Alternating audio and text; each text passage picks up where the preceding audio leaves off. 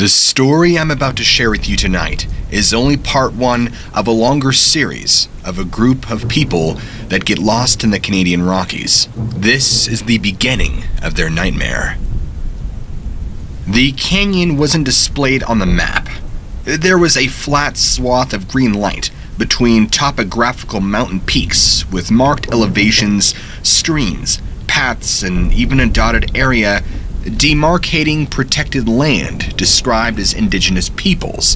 It was within that nondescript green that the canyon existed, known only to those few who had seen it for themselves. The path they were hiking wasn't indicated on the map either. Aubrey didn't think they would need a map, as the outing was more adventurous without a guidebook. Brooke did not want a map. The point had to leave safety nets behind with civilization. Chrissy also voted not to take a map, agreeing with Aubrey. Lizzie had found a map at a gas station and thought it a mistake to go anywhere, especially into uncharted territory without reference and perspective. The gas station had served as a last chance convenience to stock up on supplies and perishables that they could not bring with them from the States for their excursion. The station had a single gas pump, no canopy, and was exposed to all the seasonal elements the high mountains wrought, explaining its rusty metal and weathered color. It was one of those old-times meter models with ever-winding numbers around a turning cylinder that counted off the gallons and dollars as the gas flowed into the Jeep's tank. Obviously, no credit card swipe to pay at the pump.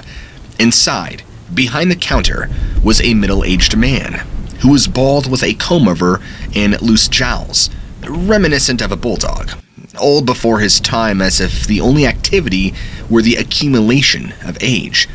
He looked out over the two aisles of standard, nondescript convenience fare. On the counter, accumulated packages of beef jerky and granola bars, trail mix, jugs of water, 1 gallon per woman, and, without discussion or mention, a few chocolate bars.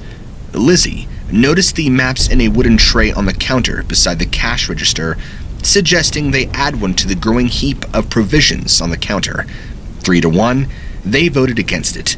Lizzie bought it anyway. Into the back of the Jeep it went with the gear. Driving up the mountain, Brooke's Jeep pushed and struggled high and deeper than any marked road into the Canadian Rockies, passing all designated base camp launching points, grinding and bumping, agonizing in its ever-slowing progress. Ultimately, they reached a grassy clearing among the trees and rocks that was barely big enough for the Jeep to reverse direction, and Brooke called all out.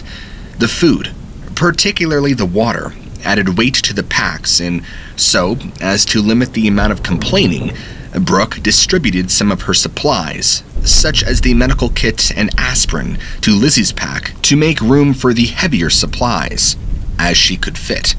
From there, it was on foot. The summer air was cold and thin, winding through the pines.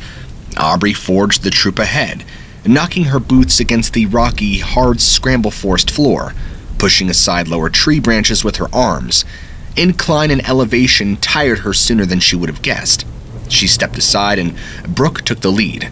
These 4 women, still in their 20s, were well on their respective paths of professional stability. Products of their generation, marriage and childbearing were quite near the bottom of their bucket lists, while the summer backpacking escapes, a yearly tradition for the better part of a decade, remained rather near the top. They served as both impetus for many reunions and the excuse to prove or reprove that they had not lost the strength of body nor adventure of spirit that they had possessed when they first camped together. Over time, those summers had stacked up. The 4 had explored various ranges throughout the western U.S. Rockies and twice the Cascades. Aubrey had mentioned the idea of heading to the country to the north as something foreign, exotic, and poetically romantic. None had immediately agreed. Dodge, determination, and cajoling were needed to convince the 3 others to join. Sweat blotted out from under the padded straps of their packs. Breathing was regular, but labored. None of them were in the physical condition that they would have imagined, liked, or claimed. Lizzie was on point when she cleared the forested growth and popped out onto a rock ledge. There was room enough for all four to stand beside one another without being in danger of falling, yet without comfort. Lizzie extracted her map, the map none of the others had wanted to find their location. She had already marked the spot where they had left the jeep, and had drawn a line in pencil as they'd advanced. Using her finger, she extended the line from her last position when she'd taken over lead from Brooke to where she estimated this cliff wall was. The cliff was not on the map. Nothing was on the map. Her finger ended against a patch of green. The map just ends. Brooke sat down on the ledge, knees up against her chest to balance the weight of her backpack. Aubrey leaned against a tree. Told you we wouldn't need a map. With her pencil, Lizzie drew the line to the edge of the green and made a small X. According to the map, there was a stream they should have crossed, but had not. She gazed up at the canyon she could clearly see before them, then, quizzically, studied the map as if she could will the details to emerge. Chrissy shifted to sit beside Brooke and noticed unnatural colors below them. She called to their attention the dome shape beside a cube shape placed together at the bottom tense. Brooke leaned forward to peer over the edge. Sure enough, at its depth, about 50 yards from the bottom of the cliff, intermixed with trees, was an impromptu settlement. It was a small camp of backpackers. The woman debated what this meant, who it might be, and how to reach them. There was no way down, no path or trail they could discern. Then we secure a rope and rappel. Brooke already had her pack off and was pulling out a coil of strange climbing rope. Protest and concern from Lizzie and Chrissy didn't deter Brooke's preparations in the least. She tugged on the rope that she tied around the trunk of a hefty pine, then dropped the rope over the edge. That's a 35-foot rope. Looks like it's just a bit short of touching the bottom. No big deal. More protest, including one to the effect that Lizzie couldn't even remember how to rappel. These Brooke addressed. Don't worry, because technically we won't be rappelling anyway. One of us will lower herself on the rope and see how welcoming the group below is.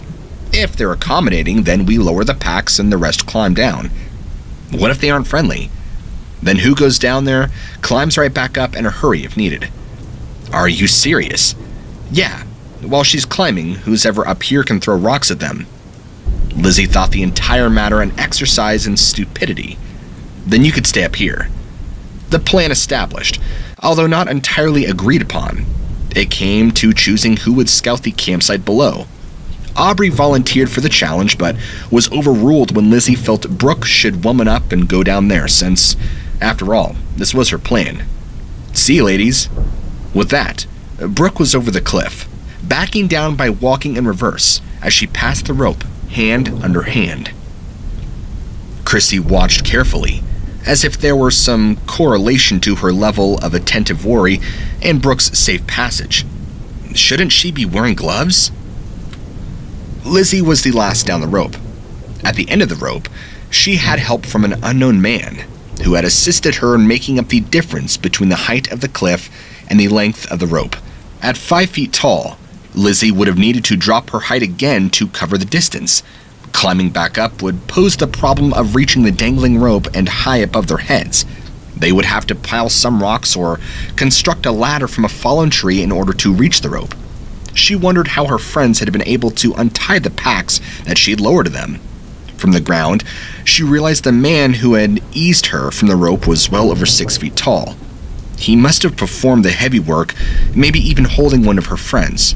Brooke probably on his shoulders so she could reach the packs. Aubrey unnecessarily pointed Lizzie to her pack resting against the rock of the cliff wall. Then, she turned to address the group. This is Lizzie. Lizzie, this is Ella and Professor Lucas. It had been the professor who had assisted Lizzie. Call me Luke. He was tall and muscular, and old enough to be Lizzie's father. Tan cheeks looked all the darker, framed by his white beard. Lizzie's initial reaction was to punch Luke in the throat and then send a swift kick to his genitalia.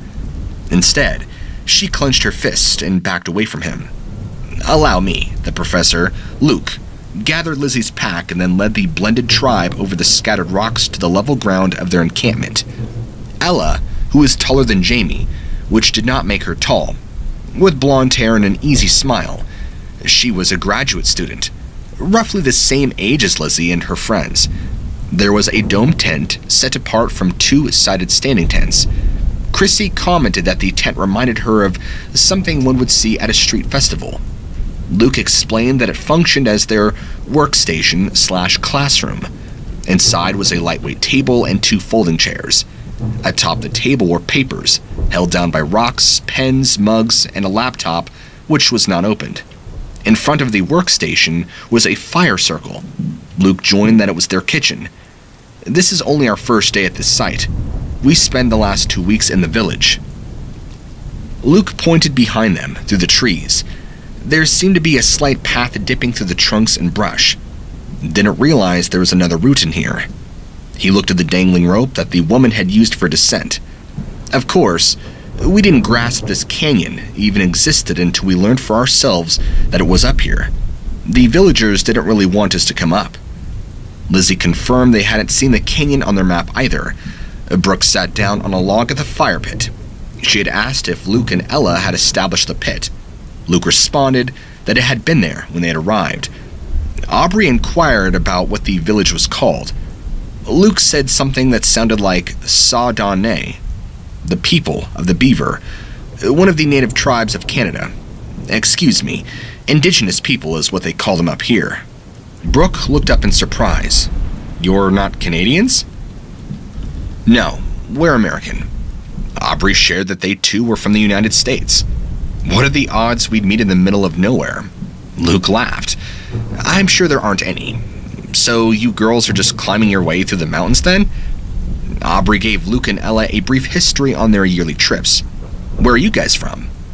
I'm a professor, up here with my research assistants from Four Corners University.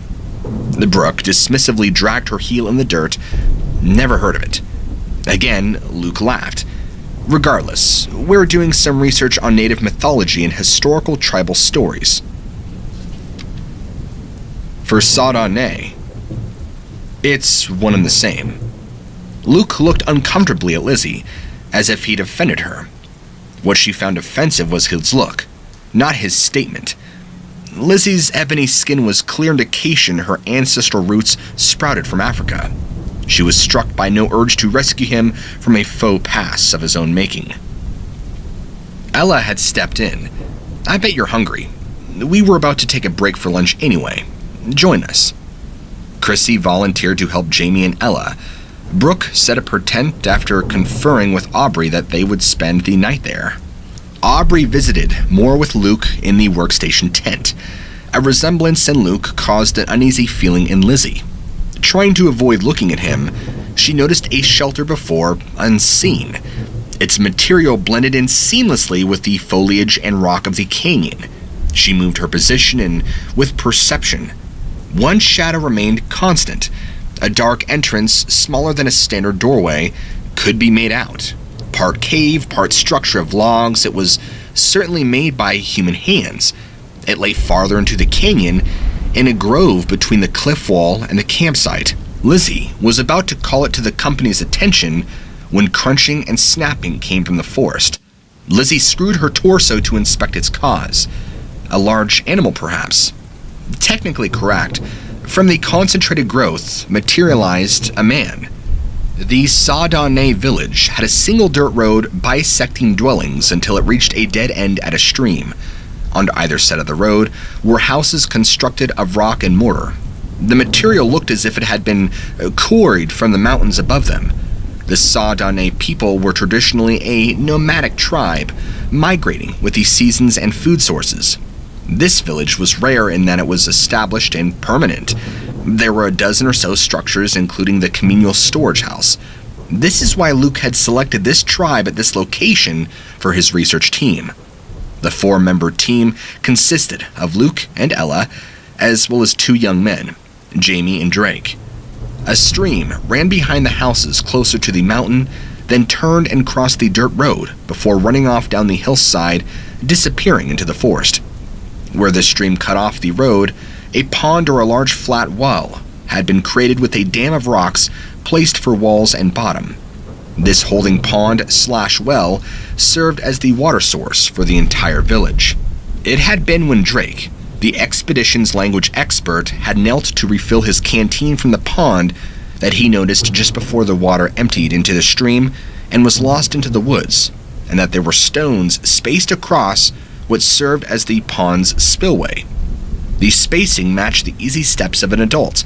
Scanning the area on the far side of the pond, Drake saw what he'd always seen: a large boulder with trees growing on either side, an impenetrable natural wall. Then he saw something that he had not seen before, what could have been a thin, tight trail behind the brush near the pond to what could have been an even tighter path between boulder and one of the pines.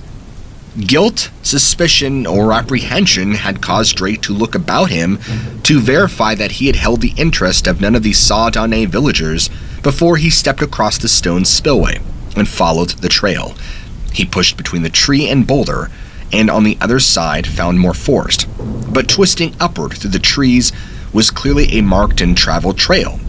From what he could see of the canyon, Drake estimated it would take no more than a few moments to reach it. He was wrong. The trail wound and it continued, not in any switchback serpentine manner. It was just a trail that went on with each new perspective, cresting a small rise that Drake calculated to be the final in reaching his destination. It would reveal another 30 to 40 yards of forest ahead. Rounding a bend that surely had to be the last, wasn't, as it too revealed more trail laid out before him. The trip, estimated in minutes, topped an hour before the trail led Drake to a clearing at the base of a canyon. There hadn't appeared to be any settlement or activity at the clearing, and the canyon, like the village access below, was blocked by yet another natural barrier. Did this wall have secret circumvention like the path that Drake had discovered around the boulder at the pond? Not wanting to stay longer to investigate, for fear of being found missing in the village, Drake headed back. He had not investigated, but was confident he would. In the village, Drake shared his discovery with the team and confided in them that he believed there was something of importance about or in the canyon due to the clandestine camouflage of access. People don't hide things unless they consider them precious.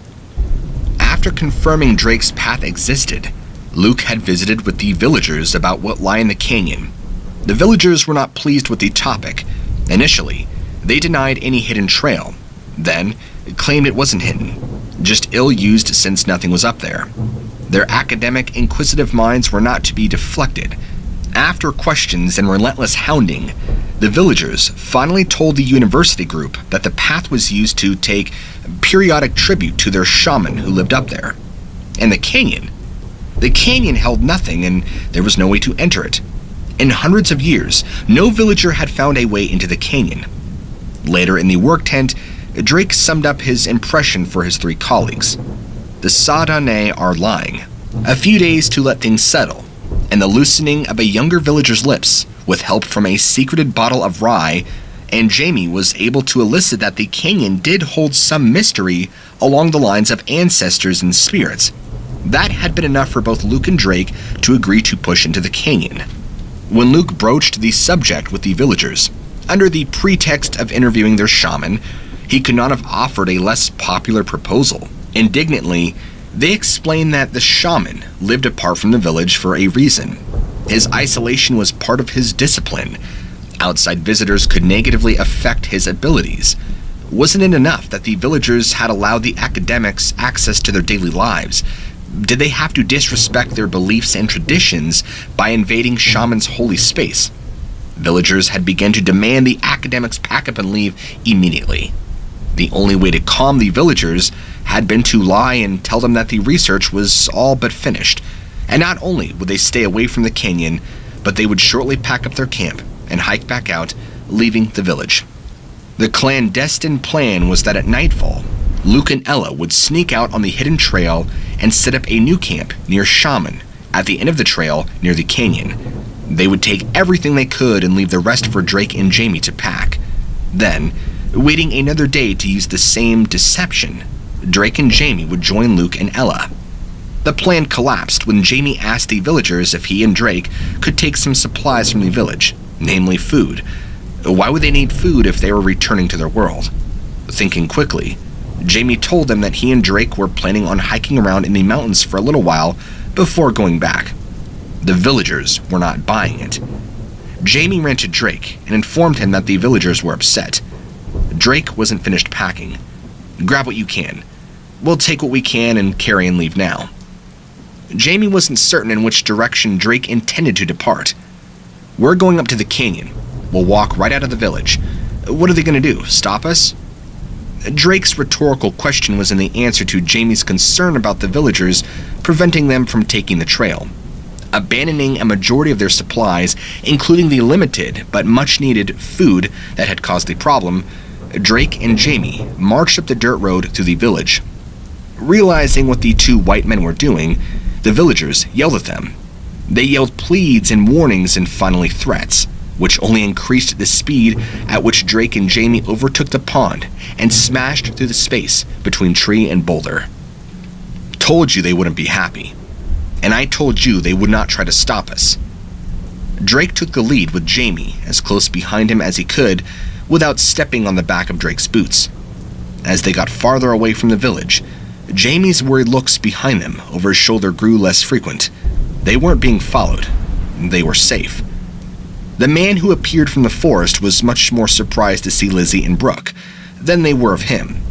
He hadn't introduced himself. Instead, he walked past them into the workstation tent. Behind him came a small man, Jamie. They were welcomed back by name, followed by another round of introductions. Drake, the explorer, was average height with red hair and carried an air of confidence and intrigue, as he carried a secret and, with it, a knowledge so treasured that discovery would bring a forgotten spirit forth to the academic world and will launch me into international recognition. Drake reverted to shaking his head. Luke's elucidation had similar effects on all three women at the fire pit. None were interested in listening to the batty professor and his talk of spirits. This did not stop him from continuing his lecture, nor did his lecture stop his audience from moving about as they cleaned up lunch and set up their own camp. Brooke and Lizzie shared one tent, Aubrey and Chrissy the other. Brooke and Lizzie sat with folded legs. Lizzie held her map and she and Brooke stared up at what was visible of the canyon. Before them was an area of rock and overgrown foliage that seemed an impenetrable barrier. Brooke asked Lizzie to estimate how much farther the canyon went. She used her finger against the map's legend and counted the digits within the unmarked green space. 5.5 miles was her guess. Nope, sorry, that's kilometers. Brooke calculated the conversion to just under 3.5 miles. Look at those walls, they're nearly vertical. Brooke shook out her blonde hair and gathered it with a band in a ponytail. It seemed like the canyon continues to weave and cut back on itself, from what we can see. Lizzie thought it might resemble a lightning bolt in shape. Brooke wondered aloud what might be at the top. It goes behind the last peak, so we can't see where it ends, or how much farther it goes up. Brooke repeated Lizzie's statement. It doesn't look normal. What, Lizzie? The canyon, the way it's formed, it doesn't look normal. You mean natural? That was exactly what Lizzie meant. No force of nature, erosion, or earthquake had caused this canyon to appear. And there's no stream. Aren't canyons supposed to have a stream or river, or some flowing water? The light doesn't penetrate it. Notice the sun only hits the peaks around it. It's summer, so this is about the furthest point north the sun would get. The way the canyon slants, it gets no direct sunlight. It makes me want to go explore it. Lizzie didn't agree. Her fascination was the ill feeling, the shivers and chills, and the foreboding menace it projected. Lizzie drew on her map, then held it up for Brooke to see. Brooke laughed at the skull and crossbones decorating the empty green on the map. You're not really worried, are you? No, Lizzie lied. It just bothers me that it's not on the map. What if we get lost or need help? It sounded like that red-headed guy knows his way around and wants to go up too. What about what they said about the villagers? That no one is supposed to go into the canyon? I didn't hear anyone say that. The only thing I heard was that they're trying to protect some spirit. We're not going to go up there to disturb any spirit or anything. We're just going up there to explore. Who said we're going up there at all? Don't wuss out on me, girl. We're here to have fun and adventure. Brooke stood and stretched out her legs. Care to go explore a bit into this forest?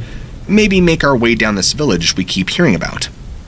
Lizzie stayed seated, carefully folding her map. The spell the canyon had cast upon her was challenging to break. She wanted a diversion of exercise, but her focal point remained on the canyon. Brooke dusted the seat of her pants. What's that? She aimed her voice at the aperture. Is that a doorway? The doorway. How had Lizzie forgotten about the doorway? Drake's startling interruption had wiped it from her mind. Yeah, I noticed it earlier. Brooke smiled mischievously at Lizzie. Let's go have a look. She hefted Lizzie to standing and actually pulled her by the hand to get her marching in the direction of the dark opening. They advanced to the camp, swinging around the log seats of the fire pit. Crossing the clearing to the grove, they were a few sparse trees of oak before the opening. Brooke grabbed the bare trunk of a tree as she approached. Down on her haunches, she turned sideways to peer into the darkness. She thought she could make out shapes, something moving, and there was the slightest of breezes emanating from the mouth into which she leaned her head. No, don't go in there. Ella bolted and stumbled hurriedly toward Brooke and Lizzie, yelling for them to stop. They both watched Ella frantically reach them. You're not allowed in there. None of us are. It's trespassing. Brooke stood up to meet Ella at eye level. Calm down, girl. What's the big deal? It's the mystical arts. That's a protected place and we can't enter. That's stupid. It's okay.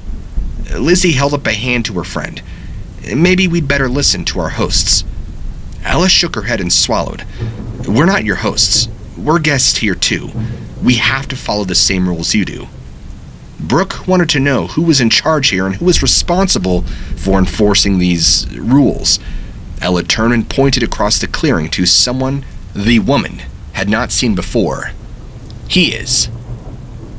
If you guys enjoyed part 1, be sure to go ahead and click below on the link and check out the full book of the Guised Passage. Stay tuned as we'll be diving into chapter 2 and other terrifying accounts and stories coming to you.